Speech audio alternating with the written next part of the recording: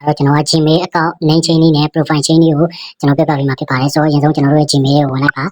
Okay Gmail ကိုဝင်ပြီးကျွန်တော်တို့ chain account လေးကိုကျွန်တော်တွားမယ်ပေါ့နော်ဆိုတော့အရင်ဆုံးကျွန်တော်ဒီ account လေးကိုတွားပါမယ် Okay ဒီ account လေးကိုတွားပြီးရင်ကျွန်တော်တို့ဒါကျွန်တော်တို့ chain တဲ့ account တစ်ခုကိုရွေးလိုက်ပါကျွန်တော်ကတော့ရွေးထားပြီးပါပြီဆိုတော့ menu က Google account ဆိုတာလေးကိုထပ်တွားလိုက်ပါ Okay ဒီလိုရောက်သွားရင်ဒီလိုပေါ်လေးဆွဲတင်လိုက်ပါပြီးရင်ဒီထဲမှာ personal info ဆိုတာလေးရှိပါတယ်ဒီအစိမ်းရောင်လေးပါဆိုတော့ဒီအစိမ်းရောင်လေးကိုနှိပ်လိုက်ပါ Okay နှိပ်ပြီးပြီဆိုရင်ကျွန်တော်တို့က profile chain မှာဖြစ်တဲ့အတွက်ဒီရဲ့ profile picture ဆိုတဲ့နေရာလေးကိုနှိပ်ပေးလိုက်ပါ Okay နှိပ်ပြီးပြီဆိုရင်ကျွန်တော်ဒါဒီဟာလေးကကြတော့ကျွန်တော်တို့ဒါ Gmail ကပေးထားတဲ့ profile ပုံလေးပေါ့နော်ဒီထဲမှာကြိုက်တာရွေးလို့ရပါတယ်ဒီထဲမှာမကြိုက်ဘူးဆိုရင်ကျွန်တော်က Simo installation ဆိုတာလေးရှိပါတယ်ပေါ့နော် Simo installation လေးရှိပါတယ်အားလေးကိုထပ်နှိပ်လိုက်ပါ Okay ဒီထဲမှာလည်းအများကြီးရှိပါတယ်ဒီထဲမှာလည်းကြိုက်တာထပ်ရွေးလို့ရတယ်ပေါ့နော်ဆိုတော့ကျွန်တော်အခုထိပ်ပြီးကျွန်တော်ဒီလေးကြိုက်တယ်ဆိုတော့ဒီရဲ့လှပုံစံလေးကိုရေးလိုက်မယ်ရွေးပြီးတော့မှအယောင်လေးလည်းကျွန်တော်ဒါပြောင်းလို့ရတယ်ပေါ့နော် Okay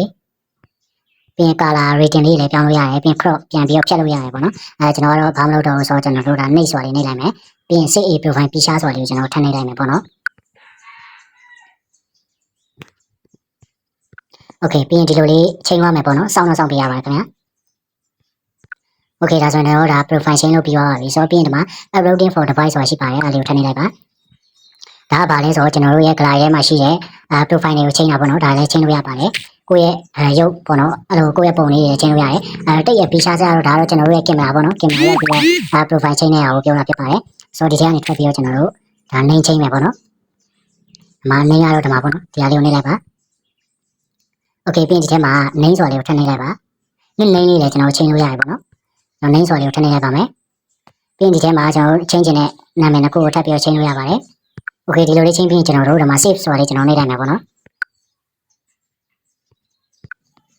Okay save ဆိုတာလေးဒီမှာကောင်းကင်ဆိုတာဖြစ်သွားပြီကျွန်တော်ကကာတိုကင်းလို့ရေးထားတာကိုကောင်းကင်လို့ကျွန်တော်ဖြစ်သွားပြီပြီးတော့ကျွန်တော်ဒီမှာ name လေးကိုကျွန်တော်ထပ်ပြီးတော့နှိပ်ကြည့်မယ်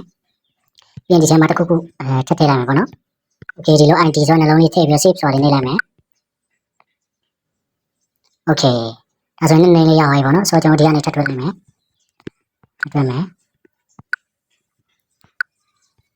Okay ဒါဆိုရင်ဒီမှာ profile picture ကိုခဏကနာမည်ရောချိန်သွားပြီပေါ့နော်ပြီးရင်ဒီထဲမှာကျွန်တော်တို့ gender လည်းချိန်လို့ရပါတယ် male တို့ female တို့ယောက်ျားလေးမိန်းကလေးလို့လည်းချိန်လို့ရပါသေးတယ် Okay birthday တို့ language တို့လည်းအများကြီးရှိရပေါ့နော်ဆိုတော့ကျွန်တော်တို့ဒီနှစ်ခုပဲချိန်ပြလိုက်မယ်ပေါ့နော် Okay ဒါဆိုရင်ကျွန်တော်တစ်ချက်ပြန်ကြည့်မယ် Okay ဒီဟာကိုကြည့်လိုက်မယ်ဆိုရင်ကျွန်တော်တို့က Gmail ရဲ့ account ရဲ့ဒီရဲ့ cartoon ဆိုတဲ့ဟာတွေကတော့မချိန်ပါဘူးပေါ့နော်ကျွန်တော်တို့ရဲ့အဓိကဒီဟာလေးပဲချိန်သွားရပေါ့နော်ဒီဟာလေးပဲချိန်သွားရဒါတော့မချိန်ပေါ့နော်ဒါတော့ကျွန်တော်တို့ဒါအားလုံးကချိန်ထားပြီးသားဖြစ်ပါတယ်ဘာချိန်ထားလဲဆိုတော့ကျွန်တော်တို့ TikTok ကောင်းနဲ့ချိန်ထားပဲဖြစ်ဖြစ်မချိန်သွားပေးဘူးပေါ့နော်ဒီရဲ့နာမည်လေးနဲ့ profile လေးပဲချိန်သွားမှာဖြစ်ပါတယ်ဆိုတော့အားလုံးပဲကြည့်ကြမှာတင်ပါတယ်